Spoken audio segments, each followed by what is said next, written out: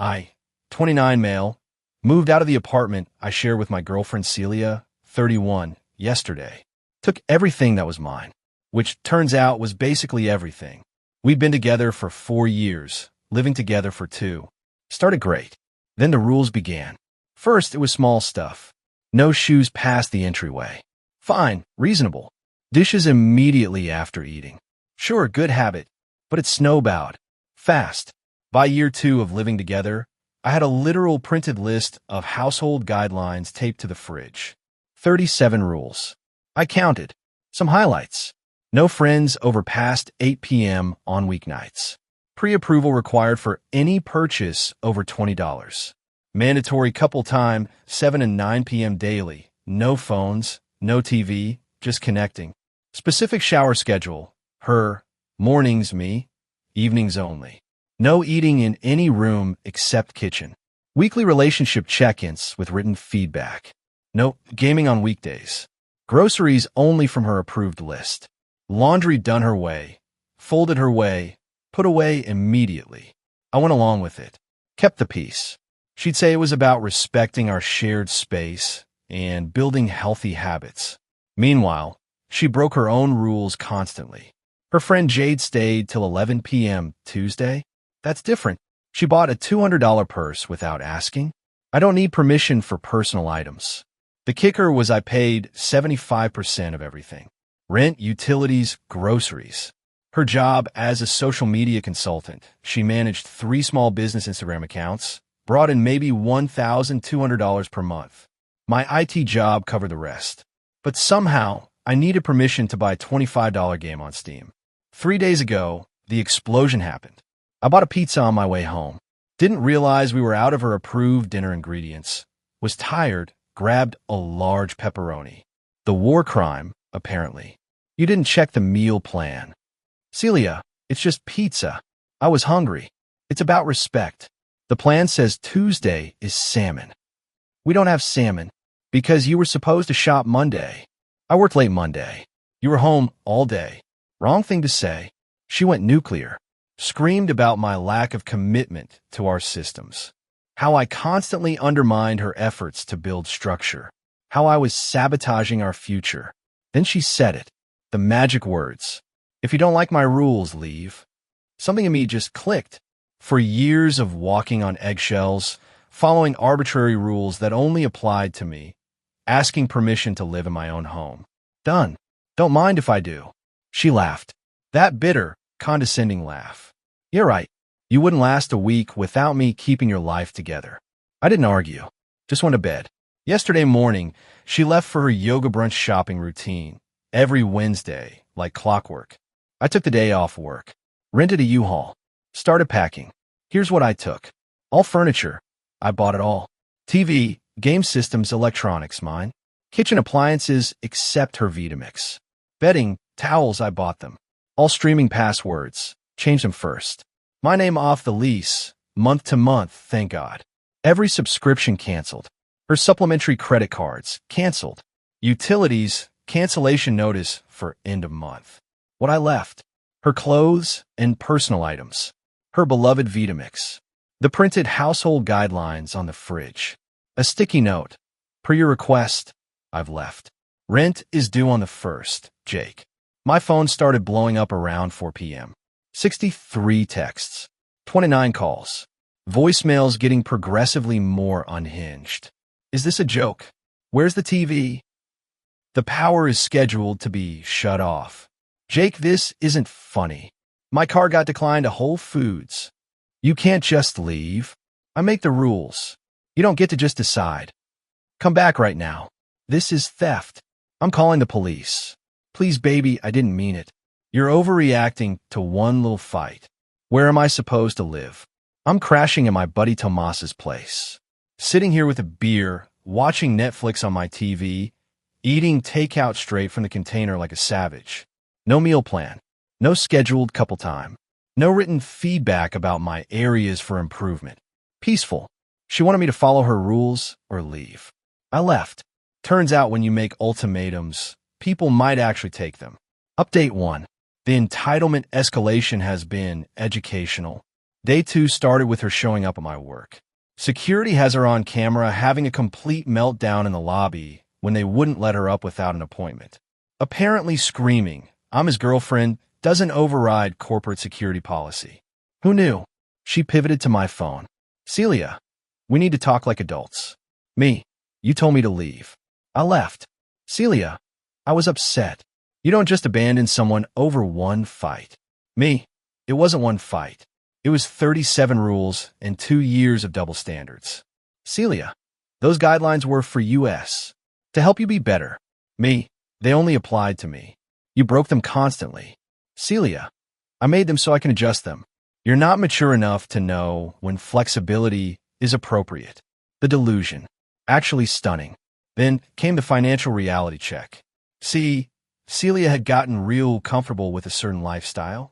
Weekly yoga classes, $150 per month. Regular Mani Pitas, $200 per month. Her organic grocery addiction, $600 per month easy. Random Target runs. All on credit cards I paid off monthly. Her own credit? Trash from her preemie shopping habits. That's why she was supplementary on mine. By afternoon, the tone changed. "I can't afford the apartment. The landlord says I'm not on the lease. I need money for groceries. This is financial abuse. You OWE me support." I structure my whole life around our relationship. That last one. Structure her life. You mean sitting at home, making TikToks while I work 50-hour weeks? Then came the proxy attacks. Her mom called. Her sister Dina texted. Her best friend Layla sent a DM novel about how devastated Celia was, how I ripped away her stability. My response to all of them, she told me to leave. I left. But here's where it gets good. Layla let slip something interesting. Apparently, Celia had been bragging for months about how she had me properly trained. How her relationship system was revolutionary. She was planning to start a coaching business. From chaos to control. How I transformed my boyfriend. I was her test subject. Her success story. And now her whole plan was ruined because the lab rat escaped. Day 3 brought legal threats. She found some template online and sent me a formal demand for 3 months of transition support, $6,000. Return of shared property, everything I took. Compensation for emotional damages. Payment for her to reestablish housing. I forwarded it to my cousin, who's a paralegal. He laughed, said it looked like she Googled how to sue boyfriend and copy-pasted the first result. Then, the real kicker. Tomas came home from work with gossip. His girlfriend works at the same yoga studio Celia goes to. Apparently, Celia had been telling everyone for weeks that she was planning to upgrade from me once her coaching business took off. That I was practice for the real relationship she'd have with someone more successful. But she needed me to keep paying for everything until then. So much for being devastated about losing the love of her life. I'm looking at apartments tomorrow. 1 bedrooms. No rules on the fridge. No mandatory feedback sessions. No pre-approval for pizza. Freedom tastes like pepperoni. Update 2. The extinction burst is real, but make. If financial desperation with a side of delusion. First, she tried emotional manipulation. Showed up at Tomas's place at 11 p.m. Sunday with a box of my stuff I didn't even want, old college textbooks, some USB cables. Mascara strategically smeared, wearing the dress from our anniversary dinner. I just wanted to return your things. I'm not the type to keep what's not mine. Noble. Except she was angling to get inside. When Tomas didn't bite, she tried peeking around him. Is Jake here? I have his things. You can leave them. I'll make sure he gets them. I need to talk to him. Just 5 minutes. He said no contact. Then the mask slipped. This is kidnapping. You're holding him against his will. Tomas, bless him, just said, "Lady, he's at the gym." Also, that's not what kidnapping means. And close the door. But the real entertainment started Monday. Remember her Instagram coaching business dream? Well, she decided to launch it. With me as the unwilling case study. Posted a whole series. When you've given too much. Recognizing emotional manipulation. According to her version, I was chronically unemployed. I've had the same job for 5 years. She supported me financially, opposite land. I refused to contribute to household management. I wasn't allowed to. I abandoned her after she set healthy boundaries. 37 rules equals healthy. I stole shared property out of spite. I took what I paid for. The comments were initially supportive. You go, girl. Know your worth. Then people started noticing things, like the tag locations on her old posts, expensive restaurants that I paid for, vacation photos that I funded, haul videos with my credit card. Someone commented, "Wait, if he was unemployed, how did you afford all those trips?" She deleted it, but people screenshotted. The narrative started crumbling. Then Wednesday happened. D-Day. I found a perfect apartment. Put down the deposit. Moving in this weekend. Texted her that I'd be getting my remaining stuff from our old place Friday afternoon, and she needed to be out. Her response was magnificent in its entitlement. You don't get to tell me when to be in my home. It's not your home. You're not on the lease. I've lived there for 2 years as my guest, which ended when you told me to leave. You can't make me homeless. I have rights. You have until Friday. After that, the landlord handles it. She tried calling the landlord.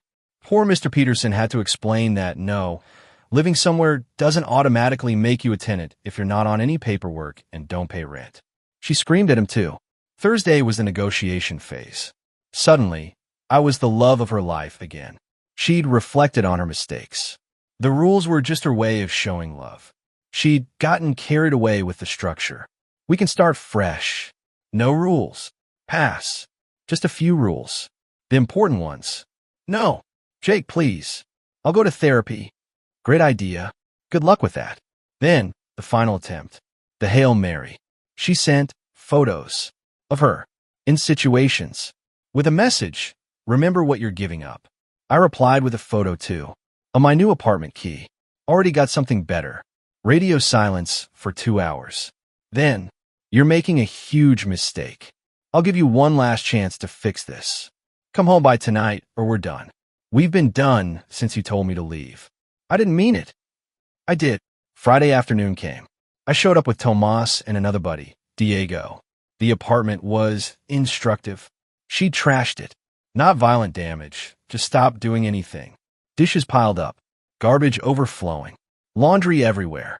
The woman who demanded hospital-level cleanliness had been living in filth for a week because she literally didn't know how to maintain a space without someone else doing it. She sat on the floor. I'd taken the couch, surrounded by printouts.